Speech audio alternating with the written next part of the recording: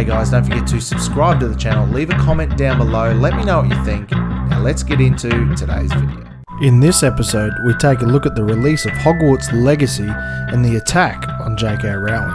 The leftists have dubbed her a TERF and a transphobe and are calling for Hogwarts Legacy to be cancelled and people who stream and play the game to be ousted as transphobic. Even though the game has already broken records and is being heralded as the best game of the year, it is receiving a vicious backlash by mainstream media and online Twitter trolls. But it looks like the trolls cannot hold a flame against the lovers of the Harry Potter universe. With record sales and record streaming numbers, this game might just be the game of the year. With a massive map, beautiful graphics and in-depth role-playing, it is not hard to see why this game has beaten the cancel culture. In this episode, we'll take a look at the threats made against JK Rowling and the fans of the Harry Potter universe.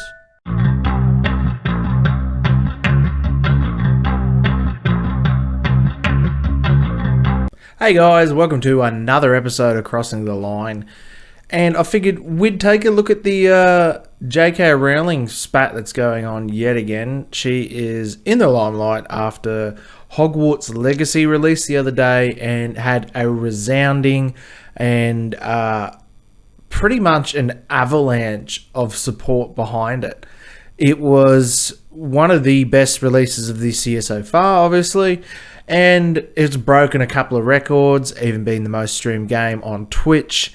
So all this hubbub about trans activists and trans activist people chucking the nana over it has been obviously a fart in the wind compared to the amount of people that love and want to play this game.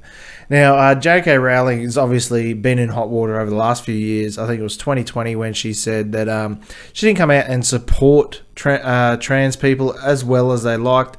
I think the tweet, it's in this story here that we're going to take a look at, but it was pretty vanilla.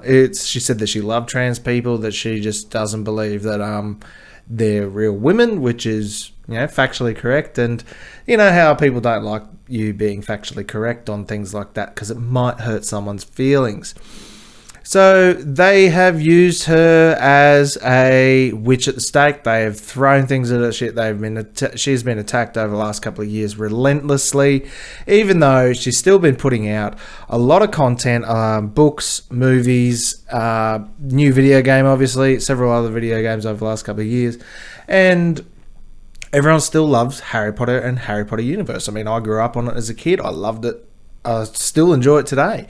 It's still good content. It's nothing wrong with the Harry Potter universe, and there's nothing transphobic, racist, or bigoted about any of it. But, lefties will cry, and these lefties are obviously mentally unstable, as we can see here from the story. So we'll get into this from the post-millennial. Trans activist threatens to slit JK Rowling's throat. A trans activist, I mean, you can just see here, obviously unhinged. That dude's got something wrong with him. A trans activist and author who has signed a petition against the New York Times for publishing favourable pieces on publicly gender-critical author JK Rowling has publicly threatened to kill her and other transphobes. According to the Daily Mail, Gretchen Felker Martin, a Massachusetts-based author of 2022 horror book Manhunt, has come under fire for a now deleted tweet in which series of writers, including Rowling, were accused of anti-trans bigotry if they all had one throat, man, Felker Martin wrote. In Manhunt, a story about transgender women scavenging for estrogen and hunting feral men and harvesting their organs in a post-apocalyptic world, Felker Martin displayed disdain for Rowling, killing her off in the storyline by way of burning alive. Oh my God. How's she just jealous, or he just jealous? I don't know what the hell it is. I don't know whether it's actually a woman or a man or pretending to be either. Who the hell knows anymore? But is it just mentally unstable? How the hell did anyone sign off on that book of theirs? A transgender woman scavenging for estrogen and hunting feral men and harvesting their organs? You can imagine what kind of organs they were harvesting. I'd actually give that book a bit of a read. I want to see what it's all about. Felga Martin's threat came shortly before signing an open letter with 180 activists delivered to the New York Times on Wednesday, condemning the outlet's positive coverage of Rowling. A day after receiving the cries from activists, celebrities and Times employees alike, the publication put out another story in defense of JK Rowling. The open letter was published by left-wing group Gay and Lesbian Alliance Against Defamation, GLAAD, they really love their acronyms, who demanded that the Times improve their coverage of transgender people. Among other signers were Judd Apatow, Gabrielle Union-Wade, Jamila Jamil, Margot Chio, and Lena Dunham. I know Lena Dunham and Judd Apatow, that's about it. I couldn't even pick them up in a lineup. Another writer targeted Falcon Martin's threat to slit throats was Jesse Signal, who condemned the death threat and detailed the horror author's history of harassing him on Substack. Yeah, that sits about right. I mean, they go and say that they're going to kill you, do all these death threats, lash out, say disgusting, horrible things that are actually illegal to say in the States, and then they get nothing. They don't get any backlash. They're not arrested. But if you misgender someone in some countries around the world at the moment, you will be arrested, you will be fined, and possibly even be jailed in some places. In his blog post, I'd like Gretchen Falcon Martin to stop tweeting violent and sexual things about me. Updated. Singal brought up multiple instances for the trans activists tweeting disturbing and violent things about him. Cis people, fix your hearts or die, one 2019 tweet read. Bing Jesse Signal with strong rope and bring him to the quarry at the edge of town. Give him to us alive and unspoiled. Leave him no matter what sounds you hear. Don't look back. That's a little disturbing. Can you imagine if they were writing that about a trans person or, say, a black person or something like that? They'd be lynched in the street immediately, at least lynched on Twitter.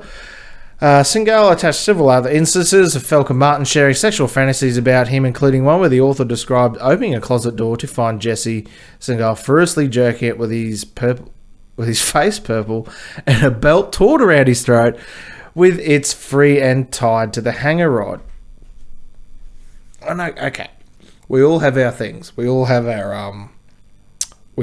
our sexual preferences and shit like that, but that's an odd one. And yet another post, Felga Martin wrote to Singal, everyone knows how craven and pitiful you are, unable even to admit your own disgusting principles. All I have to say is that you ought to remember how things ended for Goebbels and Himmler.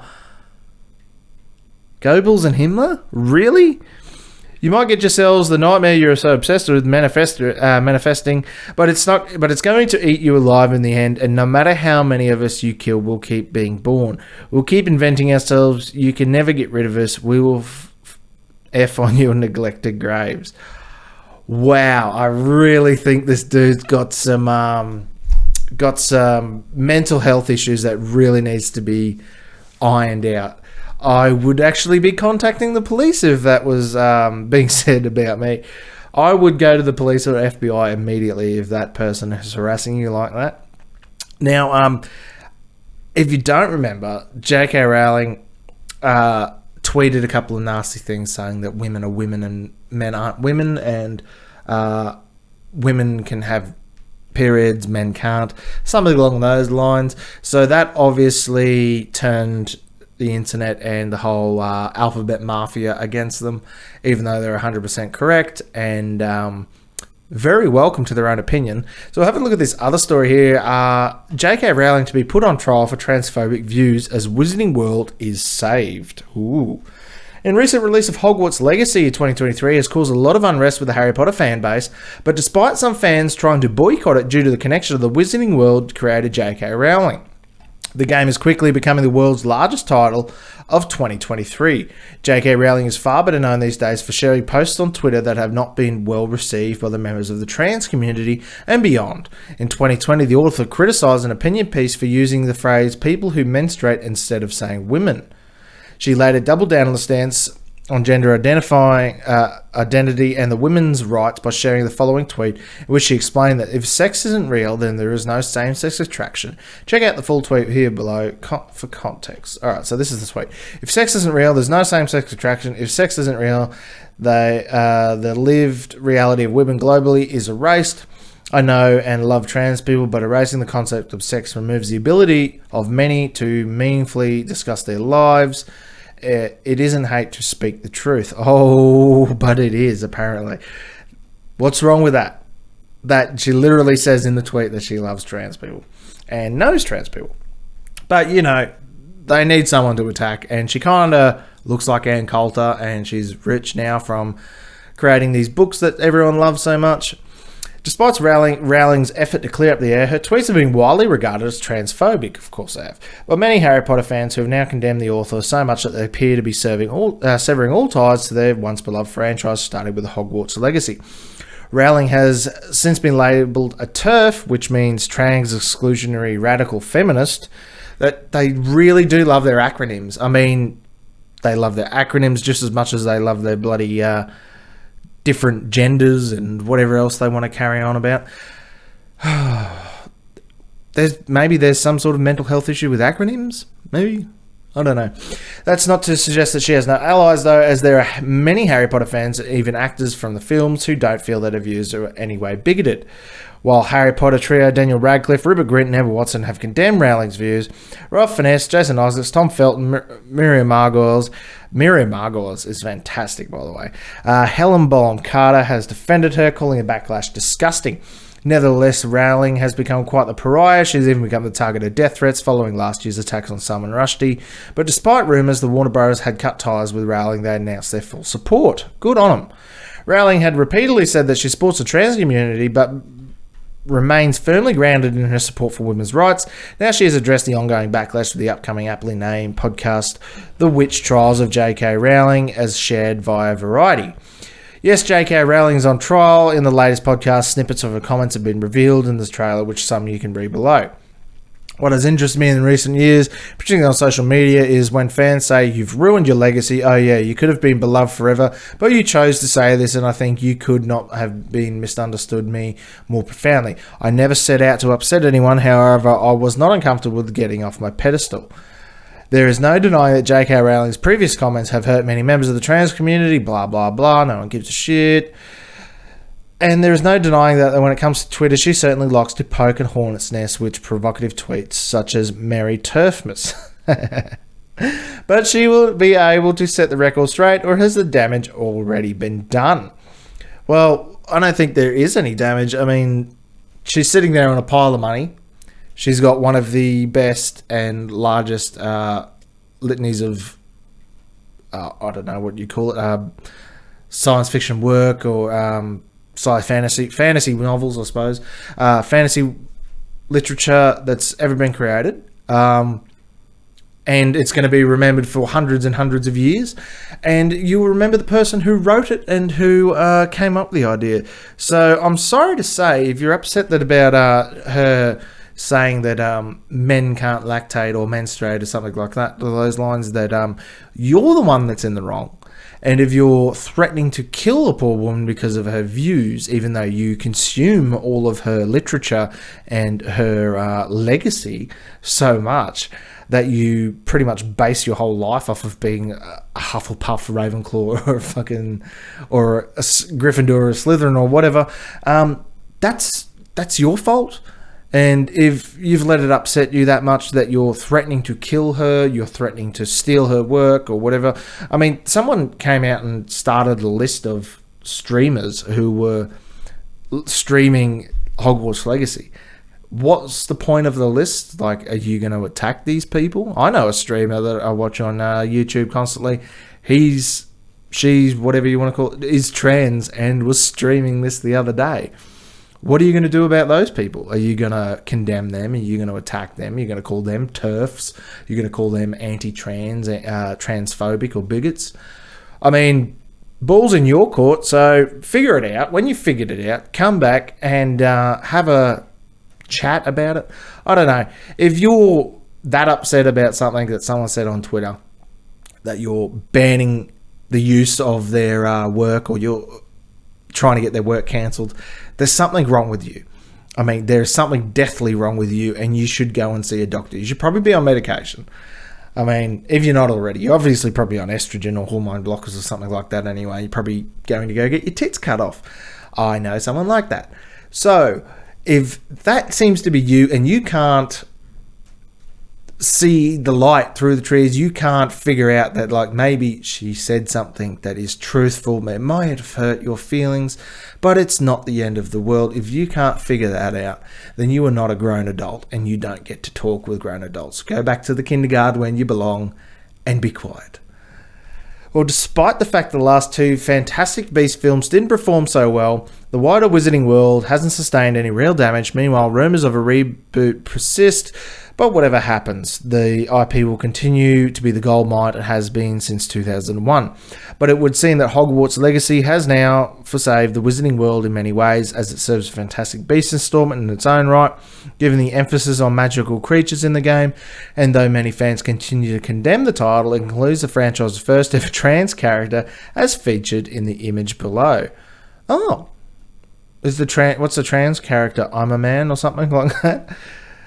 Well, there you go. It's got a trans character, so it can't be transphobic, can it? I mean, is it transphobic even though it's got a trans character?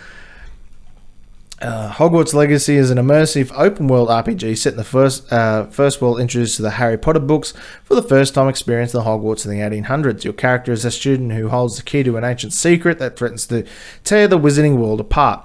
Now you can take control of the action and be at the center of your own adventure in the Wizarding World. Your legacy is what you make it.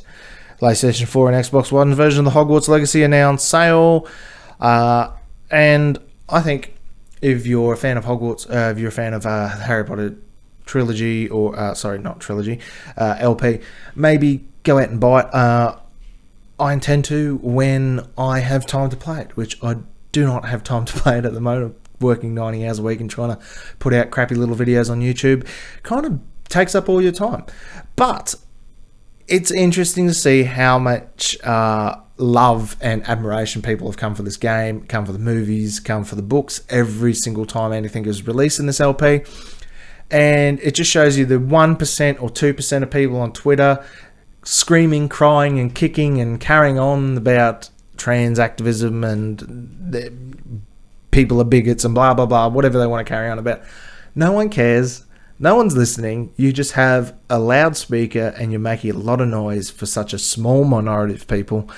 And no one gives a rat's ass. So we'll continue to enjoy things like Hogwarts Legacy and the Harry Potter franchise. And you guys just get to suffer in silence, I guess. So thanks for watching. I'll see you guys in another episode of Crossing the Line.